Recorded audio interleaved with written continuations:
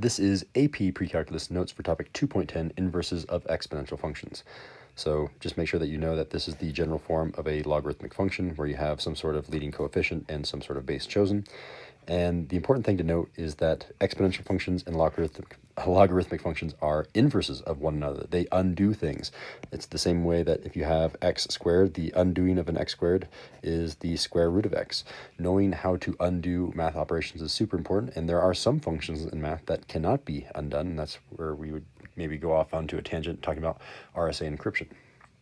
So the main thing that you need to know when you're looking at tables is looking at their inputs and their outputs. So if I go from 1 to 3, 3 to 5, 5 to 7, each of these steps I'm adding 2 each time, adding 2, adding 2. And if I go for the outputs, 2 to 4, I'm multiplying by 2, 4 to 8, I'm multiplying by 2, 8 to 16, I'm multiplying by 2. This is a key characteristic of an exponential function. And again, this is a perfect exponential function, but sometimes in the real world, we'll have things that are approximate. These are like multiplied by 1.9 and 2.1, something that's really, really close to 2. But for all of this lesson, they're going to be perfect. So whenever you are adding for the inputs and multiplying for the outputs, that is exponential. And then because exponential and logarithmic functions are inverses of each other, you would be correct in assuming that the inputs are now multiplied. You can see from 2 to 4, we're multiplying by 2. 4 to 8, we're multiplying by 2. 8 to 16, we're multiplying by 2. I mean, these are the exact same numbers, 2, 4, 8, 16, 2, 4, 8, 16. And over here from 1 to 3, 3 to 5, and 5 to 7, again, we are adding by 2, adding by 2, and adding by 2. That is indicative of a logarithmic function. So let's go ahead and practice. I highly recommend pausing the video now and trying this one on your own. For part A, we see that the inputs, each time we are adding 1. And for the outputs, we are multiplying by a half, multiplying by a half, multiplying by a half. I know a lot of students might say, well, you're dividing by 2 at each stage. And you're correct, and that can still be your definition of an exponential function. Typically, I always say that I'm always multiplying. Sometimes I'm multiplying by a fraction that's less than 1, but still positive, or I'm multiplying by a number that's bigger than 1. 1 is going up, 1 is going down. So whenever I'm multiplying on the right-hand side, this is an exponential function. All right, again, do it for part B. If you haven't done so already, you should pause the video. What I'm seeing is from 10 to 20, I'm adding 10, 20 to 30, I'm adding 10, 30 to 40, I'm adding 10. And on the left-hand side, I'm multiplying by 3 at each stage, multiplying by 3, multiplying by 3. Again, whenever I'm multiplying on the left-hand side, that is a logarithmic function. For part C, I see that I'm multiplying by 10, multiplying by 10, multiplying by 10 for my inputs. My outputs are multiplying by 2, multiplying by 2, multiplying by 2. You can't ever have multiplication on both inputs and outputs, so this one is going to be neither. And then finally for part D, I see from 4 to 8, we're multiplying by 2, multiplying by 2, multiplying by 2 for the inputs. The outputs, I'm just going down 3, down 3, down 3. That's the equivalent of adding a negative 3, so I'm essentially adding on the right side and I'm multiplying on the left side. And whenever you're multiplying on the left side, that's logarithmic.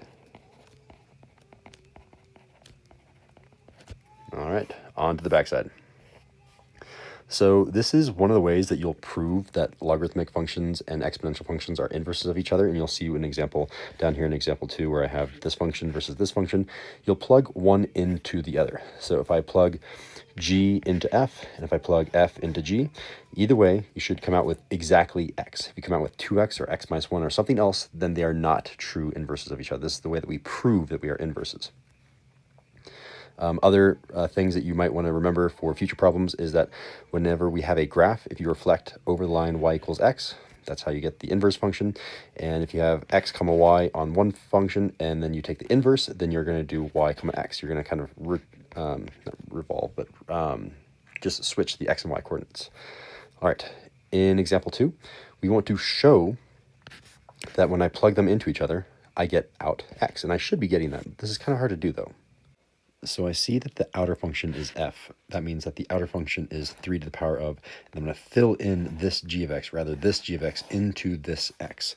So it's going to be 3 to the power of, and then here's where I'm going to be doing my plugging in. It's going to be log base 3 of x. And similarly down here, g is the most outer function, so that's kind of like the shell that I contain. So it's going to be log base 3 of, and then I'm going to fill in this 3 to the power of x into this variable. I'll say log base 3 log base 3 of, and then I'm going to put in here a 3 to the power of x. So I have both of these set up, but I need to somehow prove that they go to x. And this is the point where if you have read your textbooks quite a bit, you'll know, oh, well, this one is just x. And you're right. And this one is just x. And you're right. And that's kind of the only step that you can show. And I really want to push you. Why? Why is it that these things undo each other? And let me try to do my basic explanation. I don't know about the word basic, though, on why this is true. So whenever I have a logarithm, this is what's known as a what power function. That's how I kind of translate it in my head. You'll remember from the last lesson. So this is saying, what power does 3 need to be raised to in order to get to x? We don't know what the answer to that is, but it's some mystical, magical number, and this is the answer. This contains that magical answer that if I take 3 to whatever this mystical number is, I will get x. Well, look what I'm doing. I'm taking 3 to that mystical number to get x.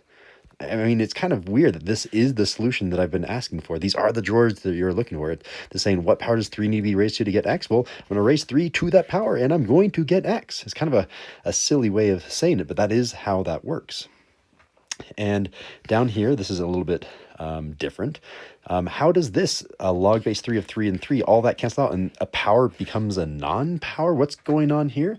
So if you know your properties of logarithms, you'll know that if you have something to the power on the inside of a logarithm, you are allowed to take this number and put it on the outside of the logarithm. It is one of those rules. And maybe you don't have like a 5 out of 5 understanding on why you're allowed to do that rule, but I can give you a little bit of advice. It's not by any means a formal proof, but it's just a way to understand this problem a little bit better.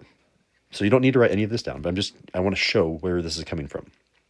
If you take a number like x to the power of a, and I take that to the power of b, what am I doing here? I'm taking a power to a power, and you might remember this rule. This is x to the power of a times b, where if I take a power to a power, I'm multiplying that power. Well, that's what a logarithm is. Logarithms are powers. This says, what power does 3 need to be raised to get 3 to the power of x? By saying what power, everything here is a power. So if this is a power to a power, that's a power to a power right here. And really what I can do is I can multiply this power by that power. And that's the equivalent of saying, okay, this x can come down and say, I'm multiplying x times log base 3 of x. So really what I'm going to do here is I'm going to erase this x, and I'm going to write it out a little bit more extensive. I'm going to say, this is really x times log base 3 of 3. I brought this power down. It is one of those properties of logarithms, and this is the rationale behind why it works.